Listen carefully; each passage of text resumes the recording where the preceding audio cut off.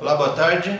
Estamos reiniciando nossas palestras. Hoje nós vamos falar sobre um tema de grande interesse nas licitações, que é a questão dos reajustes e reequilíbrio dos contratos. Meu nome é Marcionílio, sou consultor jurídico da RCC. Sejam bem-vindos aí os novatos e nós vamos tentar hoje então desvendar essa questão de grande interesse sempre perguntado nos contratos administrativos, quando e como acontecem os reajustes, o que pode ser feito em caso de atraso de pagamentos. Ocorre ainda, infelizmente, em grandes casos, notadamente nos municípios. Em alguns municípios ainda tem uma cultura do atraso dos pagamentos. Muito bem. Então, primeiro nós vamos estabelecer o seguinte: qual é o prazo de pagamento nas licitações?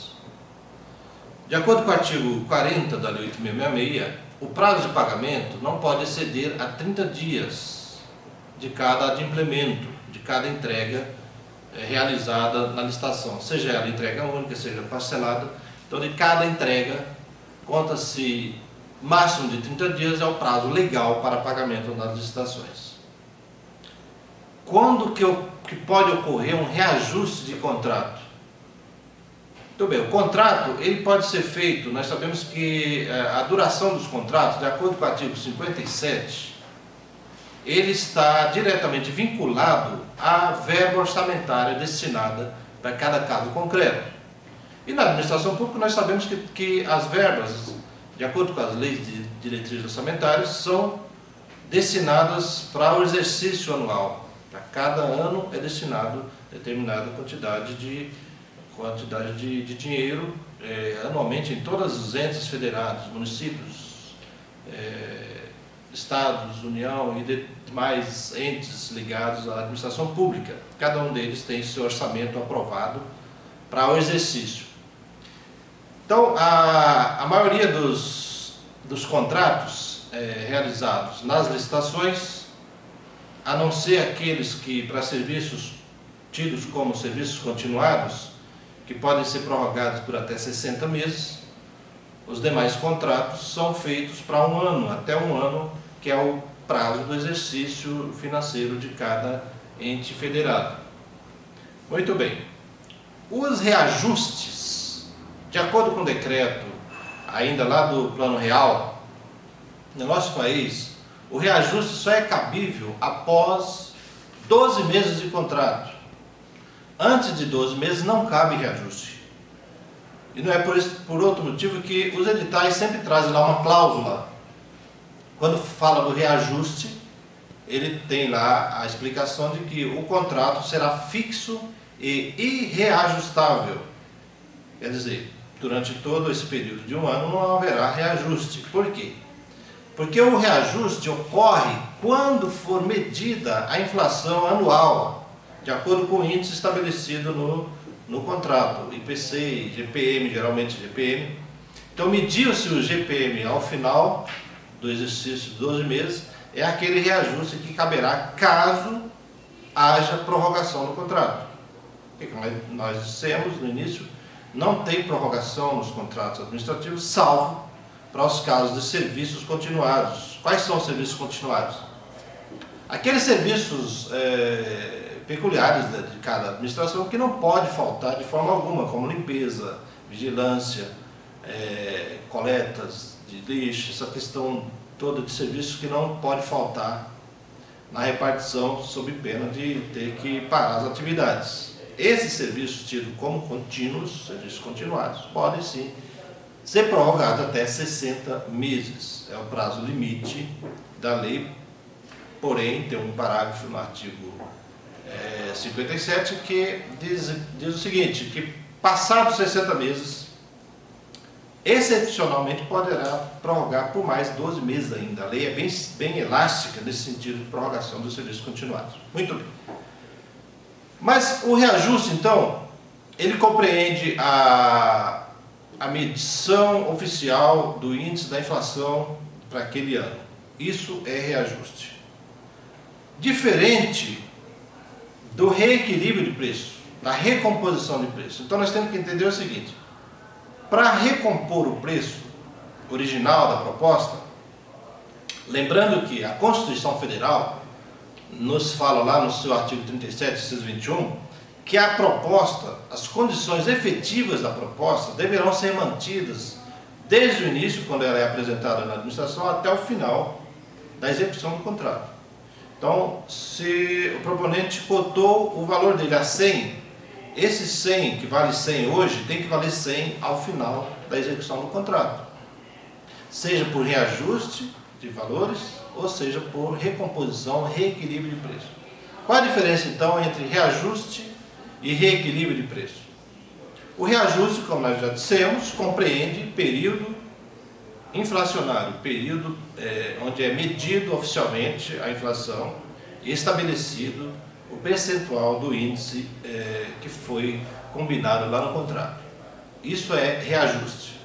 Já o reequilíbrio, ele pode ocorrer a qualquer momento, desde que haja, que seja exteriorizado no mundo real, no mundo fático, algum dos fatores previstos lá na lei, no artigo 65. A Lei 8666, ela estabeleceu de uma forma bem ampla, ela conseguiu abraçar praticamente todas as situações onde pode ocorrer um possível reequilíbrio do preço que foi cotado inicialmente. Quais são os motivos que a lei prevê que pode suscitar um reequilíbrio de preço? O artigo 65, no seu inciso 2, a linha D, fala que os valores poderão ser reequilibrados desde que seja observado no mercado um caso fortuito, um caso de força maior, caso de fato do príncipe e qualquer outra, a lei fala qualquer outra área econômica extraordinária que reflita naquele valor proposto inicialmente. Então vamos lá. A força maior e o caso fortuito são casos que já são conhecidos há muito tempo, inclusive no setor privado. Qualquer contrato privado feito, estabelecido conforme o Código Civil, o Código do Consumidor, já são previstos ali os casos fortuitos e casos de força maior. E se ocorrer um desses fatores, os contratantes estão desobrigados de cumprir aquilo que eles assinaram, firmaram inicialmente, porque não foram eles que deram causa a esses fatores, que refletiram diretamente nesse contrato. Então, exemplo, caso de força maior, aliás, são dois institutos, força maior e caso fortuito, que já estão previstos na nossa lei civil. O Código Civil brasileiro já prevê lá no artigo 393 esses dois institutos, força maior e caso fortuito, que é amplamente divulgado, amplamente conhecido, mas muitas vezes mal utilizado, mal interpretado. Então vamos lá, caso fortuito. Caso fortuito são aquelas ocorrências que são ocasionadas pela própria vontade humana. Por exemplo, o exemplo mais utilizado nas doutrinas, nas universidades, são os casos de greve. Então a greve, é claro, decorre de uma vontade humana. É possível ocorrer uma greve a qualquer momento? Sim, é possível. Por isso que o legislador, quando estabeleceu o reequilíbrio na Lei 8666, lá no artigo 65, 2D, ele fala que mesmo naquelas situações previsíveis, porém de consequências incalculáveis, é possível que haja o reequilíbrio. Então é um exemplo muito bem, de uma fácil analogia, essa questão da greve. A greve é possível ocorrer? É previsível? Claro que é previsível. Qualquer pessoa sabe que a qualquer momento pode ser deflagrada uma greve. Hoje nós estamos numa economia, num momento que pouco se fala em greve, porque por conta da estabilização da economia. Mas mesmo assim é possível algum setor ou outro estabelecer uma greve, e aí essa greve vem refletir diretamente naquele contrato que você firmou. no objeto que você vai fornecer. Por exemplo, você firma o contrato para a entrega, porque as condições do contrato têm que ser claras, né? Todas as condições do contrato, inclusive a entrega, a data de entrega, o momento da entrega, o local de entrega. Você firma o contrato estabelecendo que a entrega se dará em 10, 15 dias. Aí é deflagrada aquela greve que nós falamos, justamente no setor que implica na entrega desse produto, por exemplo, transportes, para tudo. Então, logicamente que você não vai entregar naquele prazo de 10, 15 dias. E nós sabemos que os contratos administrativos são regrados por lei e todas as suas condições têm que ser obedecidas. A licitação nós sabemos que é um processo administrativo, cada fase a seu tempo, e que se não ocorrer a seu tempo, tem que se verificar o porquê, sob pena inclusive de sanções administrativas ao licitante que descumpriu as condições estabelecidas. Nesse caso, ele não poderá ser punido, primeiro, porque não foi ele que deu causa. Segundo, se essa implicação da greve trouxer alguma majoração naquele valor que ele estabeleceu inicialmente no contrato, como não foi ele também que deu causa ao aumento do valor, esse contrato terá que ser reequilibrado. É lógico, a administração pública, como ela tem o poder de ver, tem prerrogativas em face do particular, ela pode optar, inclusive, em rescindir o contrato.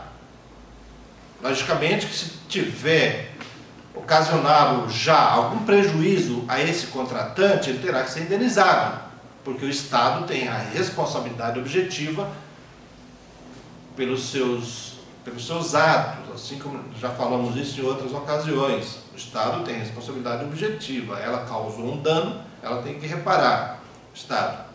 Então assim, no geral, se ela reconhece, é lógico, o licitante, o contratado terá que manifestar a situação formalmente no processo, protocolar a manifestação no processo, informando a administração que houve esse problema por conta daquela greve, o preço foi majorado e isso terá que ser reequilibrado para que ele possa continuar a execução do contrato. Esse é o caso fortuito. Os casos de força maior são aquelas situações ocasionadas pela própria natureza. Não tem a intervenção humana. Por exemplo, as grandes calamidades, chuvas, onde, da mesma forma, vem durante a execução de um contrato. Imagine uma chuva, uma tempestade que acaba com as estradas, acaba com a colheita daquele produto, seja lá o que for que interfira naquele contrato. Não foi a vontade humana, não dependeu desse contratado. Então ele não pode responder por esse prejuízo. Por isso que a lei prevê, caso fortuito, havendo a majoração desse preço por conta também dessa força maior, ele terá que solicitar à administração um reequilíbrio desse preço para que possa continuar fornecendo e restabelecendo aquele valor que ele propôs lá inicialmente para cumprir inclusive aquela vontade constitucional que nós falamos lá no artigo 37, 21. Já o fato do príncipe, que é outro fator que o legislador trouxe, aí tem a diferença da lei pública, da lei de licitações, para o Código Civil. O Código Civil previu duas situações só. Foi a força maior, no caso fortuito, porque ali está falando das relações privadas. Aqui está falando da relação público-particular. Claro que tem que ter outras fontes, outras normas, porque a relação é totalmente diferenciada, público-particular de particular para particular. São cláusulas, o artigo 54 da Lei 8666 traz lá o que são as cláusulas necessárias no artigo 55, mas o 54 diz que o contrato administrativo terão as cláusulas, todas aquelas cláusulas do contrato privado, podendo utilizar as normas gerais, os princípios gerais do direito no contrato administrativo, porém com cláusulas especiais, cláusulas chamadas cláusulas exorbitantes nos contratos administrativos, feito entre o Estado e o particular. Por isso que o legislador trouxe, então, além desses dois institutos, força maior e caso fortuito, ele trouxe também o fato do príncipe, chamado fato do príncipe, como fator de influência também nesse valor e que possa suscitar um pedido de reequilíbrio. O que seria o fato do príncipe?